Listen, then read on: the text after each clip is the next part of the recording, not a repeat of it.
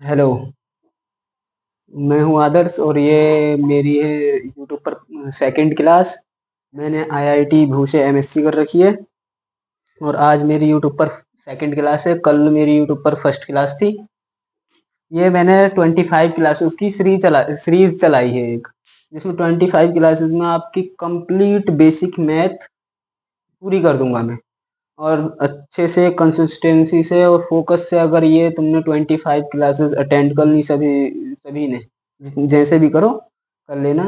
लेकिन तुम्हारी basic math इससे बहुत ही स्ट्रांग होने वाली है, बहुत ही ज़्यादा स्ट्रांग हो जाएगी। और भाई अगर मेहनत करोगे तभी कुछ कर पाओगे। 25 क्लासेस में तो करा दूंगा, और मुझसे अलग बहुत से टीचरों ने कराई होगी यूट्यूब पर ऑनलाइन। लेकिन जो क्लास अटेंड करना है वो तुम्हें करनी है। तुम्हें उसका रिवीजन करना है, प्रैक्टिस करनी है। प्रैक्टिस से ही सब कुछ हो पाएगा। तो ये मेरी यूट्यूब पर सेकंड क्लास है जो कि मैथ की ही है। और मैं मैथ और फिजिक्स और केमिस्ट्री ही पढ़ाऊंगा, तीनों पीसीएम सब्जेक्ट। लेकिन आज की जो क्लास है मेरी वो मैथ की है।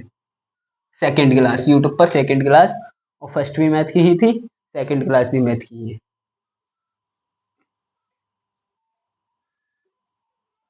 कल हमने पढ़ा था नंबर्स के बारे में। नंबर्स क्या होते हैं? नंबर वे होते हैं जिससे हम किसी भी चीज को काउंट कर सकें, नंबर कहलाते हैं। और नंबर्स के बाद में हमने क्या पढ़ा था नंबर में? Real number, real number and imaginary number पढ़ा था। इमेजिनरी नंबर क्या होते हैं?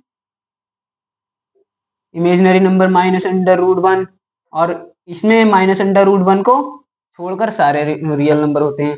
इमेजिनरी नंबर का कोई पार्ट नहीं होता है, लेकिन रियल नंबर के दो पार्ट होते हैं, रेशनल और इरेशनल। वही हमें सीखना है आज। इरेशनल नंबर का कोई पार्ट नहीं होता है, लेकिन रेशनल नंबर के पार्ट्स होते हैं। तो रेशनल नंबर आज पढ़ना है हमें। रेशनल नंबर क्या होता है? रेशनल नंबर,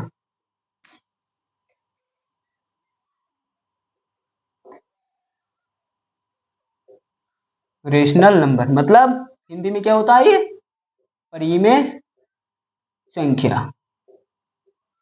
परिमेय संख्या। देखो, परिमेय संख्या क्या बताया था मैंने? जो पी अपॉन क्यू की फॉर्म में लिखी जाए, वेयर क्यू जीरो नहीं होना चाहिए। मतलब क्यू क्या है यहाँ पर? डिनोमिनेटर।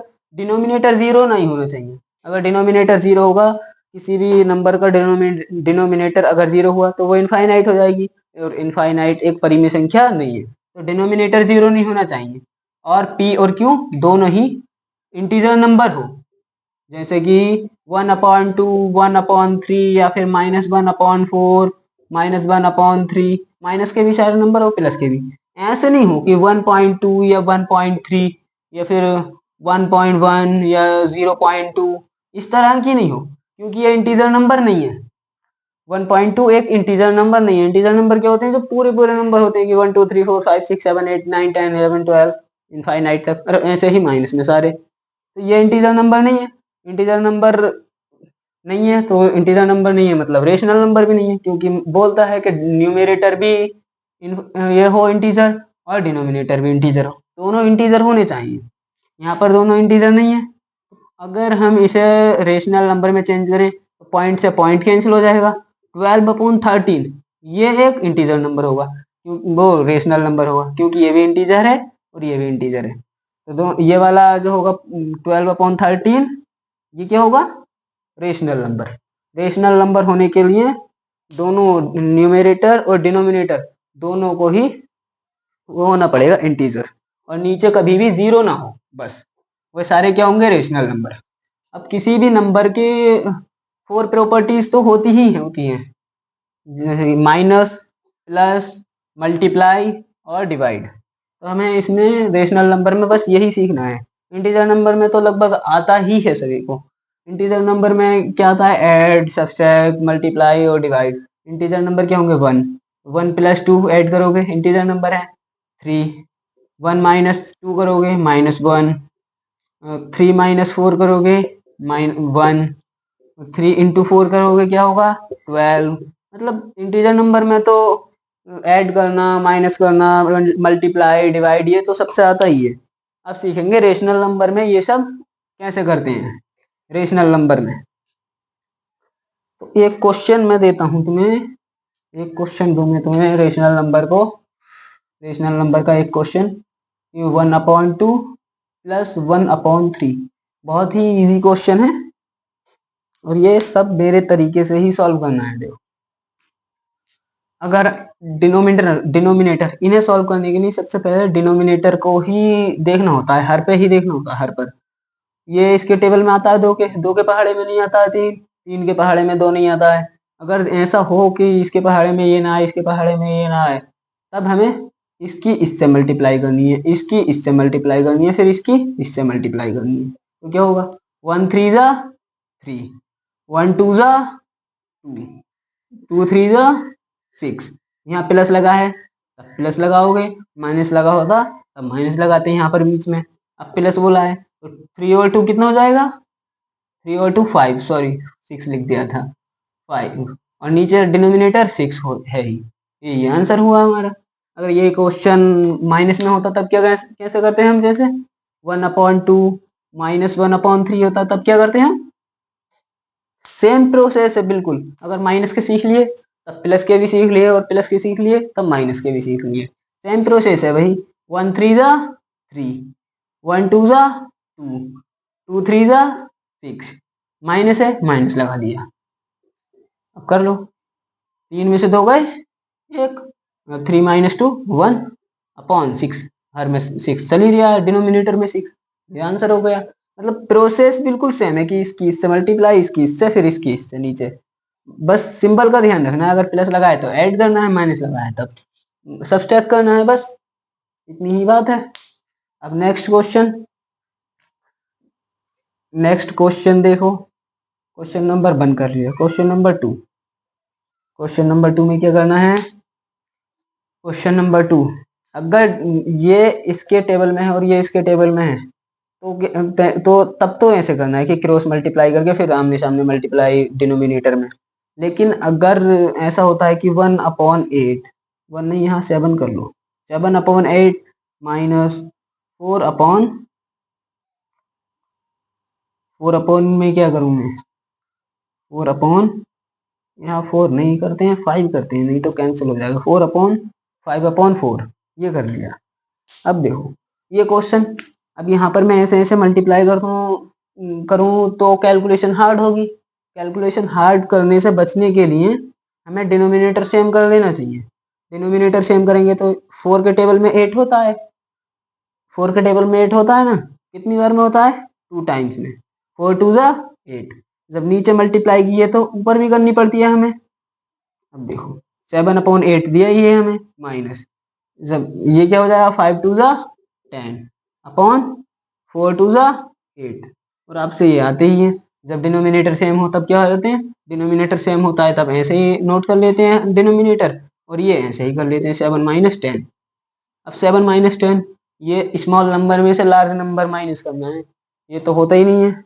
लेकिन ये छोटी क्लासों में पढ़ा होगा आपने, छोटी कक्षाओं में पढ़ा होगा कि स्मॉल नंबर में से, छोटे नंबर में से बड़ा नंबर नहीं माइनस होता है, लेकिन हो जाता है माइनस।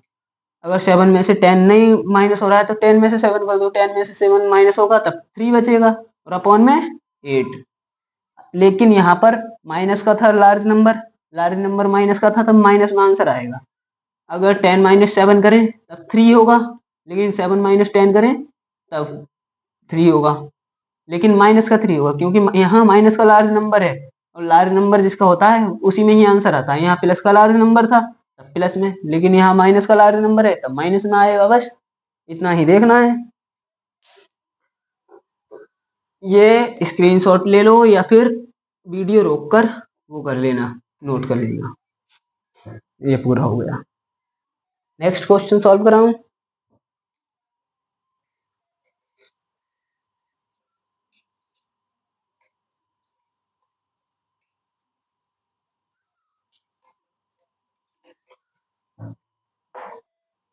नेक्स्ट क्वेश्चन, 6/8 प्लस 5/10, ये क्वेश्चन है प्लस का ही। अब ये इतनी हार्ड कैलकुलेशन करोगे कि इसकी मल्टीप्लाई इससे, इसकी मल्टीप्लाई इससे, इसकी मल्टीप्लाई इससे, तो पहले ऐसे ना करके पहले ये तो ऐसे ही नोट कर लो, यहाँ पर हम सॉल्व नहीं कर सकते, ये तो क्वेश्चन है, यहाँ पर सॉल्व करो। डिवाइड करना आता है, एक दूसरे से काटना कैंसिल करना। ये 2 से कैंसिल हो रहे हैं, 2 से कैंसिल हो रहे हैं, दोनों 2 से कट रहे हैं क्योंकि 2 की टेबल में आते हैं, दोनों 2 के पहाड़े में आते हैं। 2 तिया 6, 2 चौक 8, ऐसे ही है। 5 चिकन 5, 5 दूनी 10। ये जो काटना जो होता है इन्हें एक ही नंबर से काटते हैं, दोनों ऊपर का भी और नीचे का भी, न्यूमेरेटर भी एक ही नंबर से काटेंगे तो उसी नंबर से डिनोमिनेटर काटते हैं। तब क्या बचा हमारे पास 3/4 प्लस 1/2। अब क्या हो जाएगा 3/4 प्लस 1/2 क्या हो जाएगा, ये इसके टेबल में आता है, 2 के टेबल में ये आता है, कितने टाइम में आता है 4। और ये जब नीचे 2 4 से मल्टीप्लाई की है तो ऊपर भी 4 से मल्टीप्लाई करनी होगी, तब क्या हो जाएगा 3/4 प्लस 1/4/8। लेकिन 8 नहीं करना है, हमें 4 करना है, तो 2 से मल्टीप्लाई करनी पड़ेगी, 2 से मल्टीप्लाई करना पड़ेगा। तब क्या होगा 2 1 जा 2, 2 2 जा 4, हो गया 4। डिनोमिनेटर सेम हो गया, डिनोमिनेटर सेम होता है तब क्या करते हैं हम ऐसे ही नोट कर लेते हैं डिनोमिनेटर को, और 3 + 2 ये ऐसे आ जाएगा। 3 + 2 क्या होता है 5/4, ये हो गया आंसर। आ गया समझ में? नेक्स्ट क्वेश्चन कराऊं? चलो नेक्स्ट क्वेश्चन करते हैं।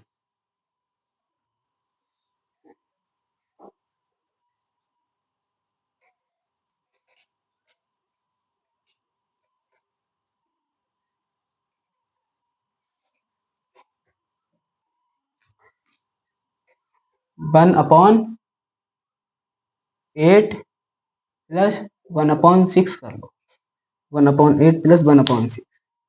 अब देखो जो आपने अभी तक ये सीखे होंगे एलसीएम वगैरह लेकर सीखे होंगे, एलसीएम एलसीएम लेने में टाइम लगता है, तो सीधी टेक्निक याद रखो।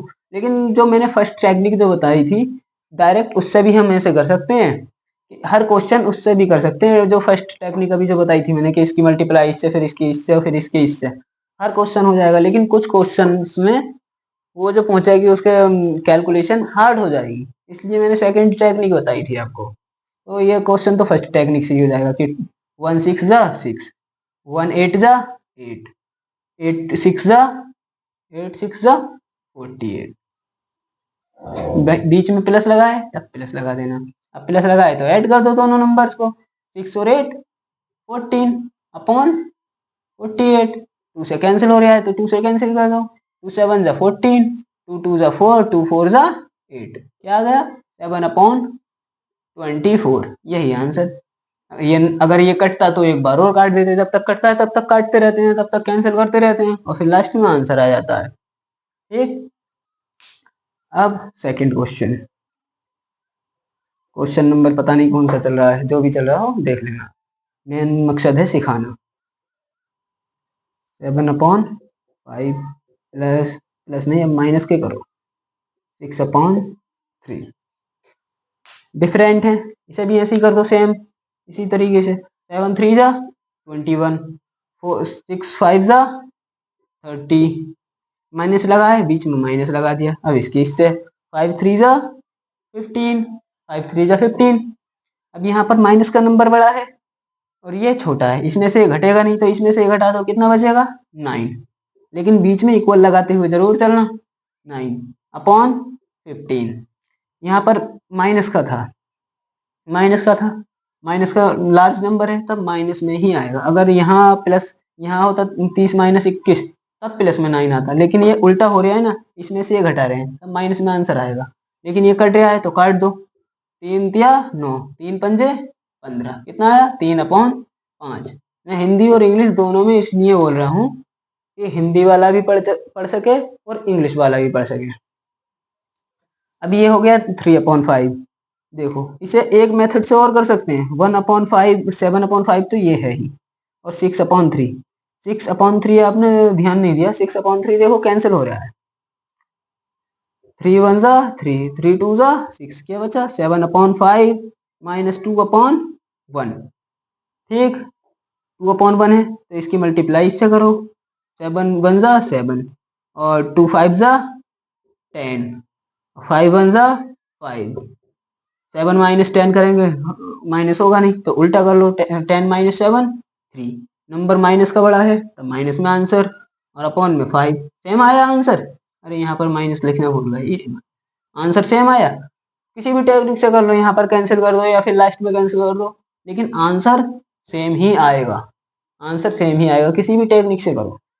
ठीक है, ये रेशनल नंबर को जोड़ना और घटाना सीख लिया, ऐड करना और सब्सट्रैक्ट करना सीख लिया।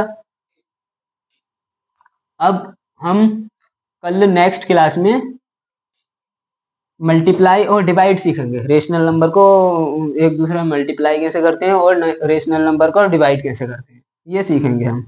लेकिन उससे पहले आप 4 क्वेश्चन की प्रैक्टिस करके आना, जो मैं दे रहा हूँ। 1/4 नहीं होती है तो मैं किसी क्लास में सारे क्वेश्चन कलेक्ट करके और एक ही क्लास में सारे क्वेश्चन के प्रैक्टिस भी हो जाएगी तुम्हारी। जो नहीं होते हैं वो भी देख लेना। सारे क्वेश्चन में जो भी दूंगा मैं, 2-2 3-3 दिन के गैप से सारे क्वेश्चन, जो 2-2 3-3 दिन के क्वेश्चन हुए सारे, एक ही क्लास में खत्म करा दिया करूंगा।